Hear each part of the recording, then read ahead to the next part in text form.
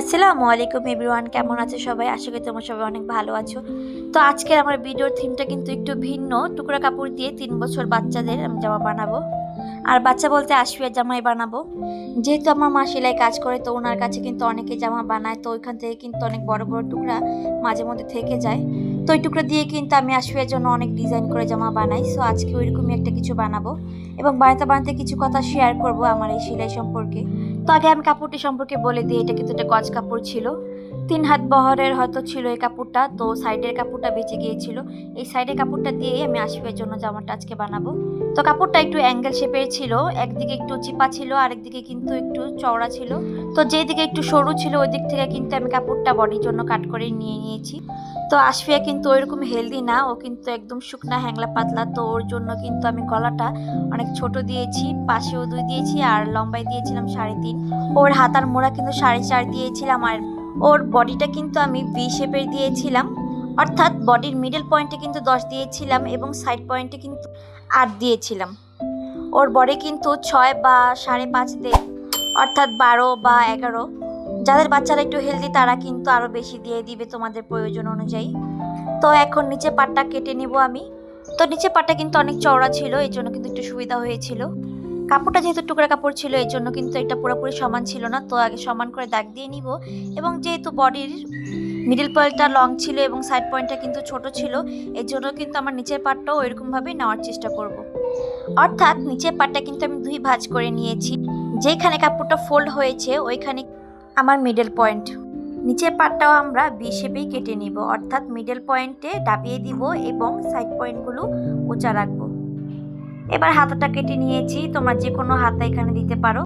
যেটুকু কাপড় বেঁচে ছিল তা দিয়ে কিন্তু আমি হাতা কাটিং করে নিয়েছি এবং এখানে গলার জন্য অ্যাঙ্গেল শেপের কিছু কাপড় কাটিং করে নিয়েছি। তো এখানে আমি উপরে পার্টটা মোটামুটি কমপ্লিট করে নিয়েছি। এটা কিন্তু ব্যাক পার্ট ছিল। এখানে আমি কোনো বোতাম সিস্টেম বা চেন সিস্টেম করিনি।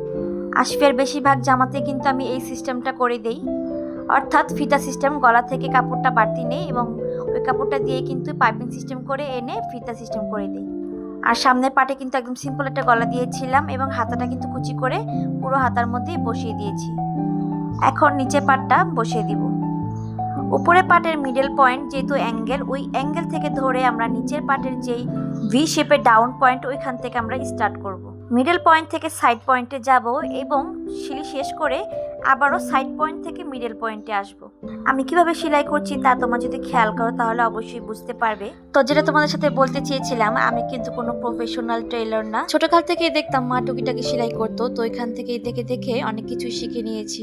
হাতে ধরে কখনো শেখা হয়নি। ছোটকালে যখন পুতুল খেলতাম তখন পুতুলের জন্য কিন্তু অনেক শাড়ি সেলাই করে করে জোড়া দিয়ে বানিয়ে দিতাম। তো ওইখান থেকে কিছু কিছু করে সেলাই করতে করতে অনেক কিছুই শিখেছি। এখন আলহামদুলিল্লাহ কোনো ডিজাইন দেখলে চেষ্টা করি ঘরে এটা সেলানোর। ফেসবুকে বা ইউটিউবে বা রিয়েল লাইফে যদি কাউকে দেখে ডিজাইন দিয়ে কোনো জামা বানিয়েছে বা পরেছে, তো ওইখান থেকে দেখে কিছুটা আইডিয়া করে নিজে তখন ওটা ঘরে বানানোর চেষ্টা করি। সেটা নিজের ক্ষেত্রে হোক বা আশফিয়ার ক্ষেত্রে। বড়দের জামা সেলাই করার থেকে ছোট বাচ্চাদের জামা সেলাই করতে আমার কাছে বেশি ভালো লাগে, কারণ যত খুশি তত ডিজাইন দেওয়া যায় আর যেভাবে খুশি ওইভাবে সেলাই করা যায়। তো কথা বলতে বলতে আমার কিন্তু মোটামুটি জামার কাজ শেষ হয়ে গেছে। এখন আমি হাতা থেকে ধরে পুরো বডিটা জোড়া দিয়ে বাচ্চাদের জামা সেলাই করতে কিন্তু আমার অনেক ভালো লাগে আর অনেক ডিজাইন দিয়ে কিন্তু আশফিয়াকে আমি এইরকম অনেক জামা সিলিয়ে পরিয়েছি। তো কথা বলতে বলতে জামাটা সেলাই করা শেষ। কার জামা? কার জামা?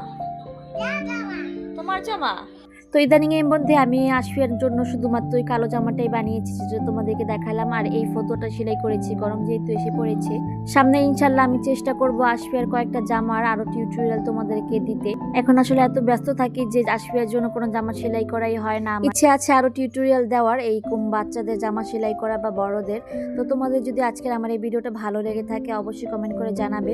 আজকে যে জামাটা সেলাই করেছি জানি না তোমাদেরকে পুরোপুরি বুঝাতে পেরেছি কিনা। যদি তোমরা কোনো কিছু না বুঝে থাকো অবশ্যই আমাকে কমেন্ট করে জানাবে, আমি অবশ্যই রিপ্লাই দেওয়ার চেষ্টা করব। আজকের জন্য এখানে, আল্লাহ হাফেজ।